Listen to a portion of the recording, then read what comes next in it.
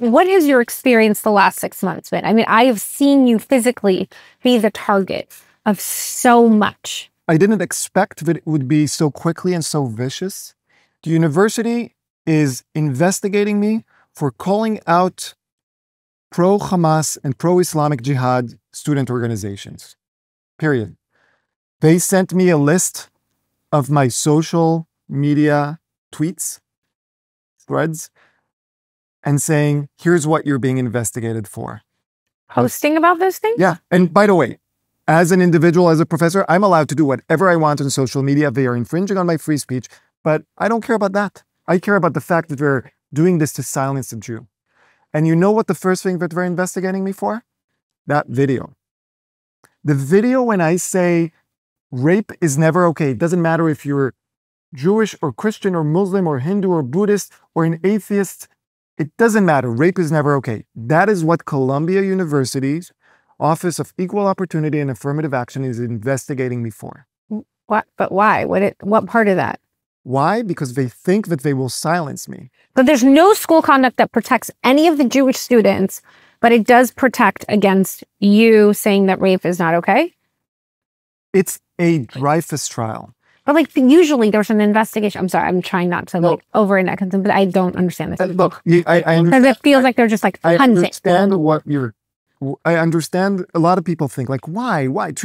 This is the thing, like us Jews have been conditioned to be victimized and then also to try to explain to ourselves, why are we victimized? But the truth is they are investigating me to silence me. They're investigating me to silence other professors. That's it. That is the investigation. And are they investigating other professors for saying other things? Or I don't know if they're investigating other professors, but from the pro-Hamas professors, if they were investigated, we would have known.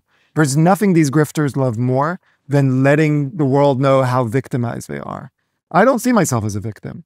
The moment Columbia announced an investigation against me, I saw that as a point of strength because it shows how deeply anti-Semitic the administration is and how they are weaponizing an incredible office. The Office of Equal Opportunity and Affirmative Action, that's an incredible office that is supposed to protect people, students and faculty and staff based on race, gender, nationality, sexual orientation, sexual preference. These are incredible things we've all been fighting for.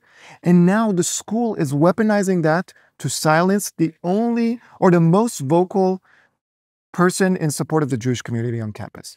There's no other explanation. Since you posted about that, have they said anything to you?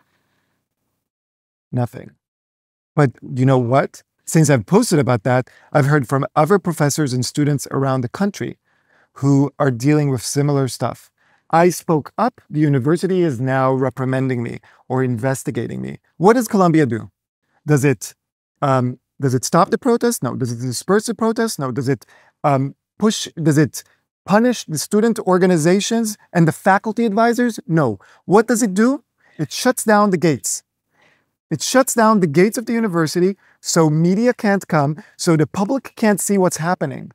And that is why I've kept fighting, because I'm not fighting just for the Jews, just for Israelis. I'm fighting for the truth.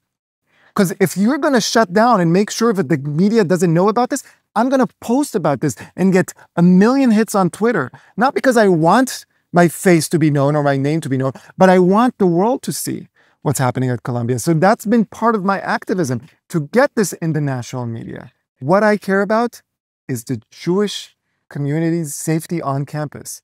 After October 7th, right, it felt, there was just like, it was so isolating, so enraging, so terrifying. Everyone like heartbroken. And I remember, because to me, seeing that video of you pop up on my Instagram feed. I am a dad. I have 2 beautiful children. First time I felt like reflected back to me how I was feeling in that moment. And it was, for lack of better words, like the most human thing I had seen in a long time since then. As a professor, I'm a professor at the business school at Columbia.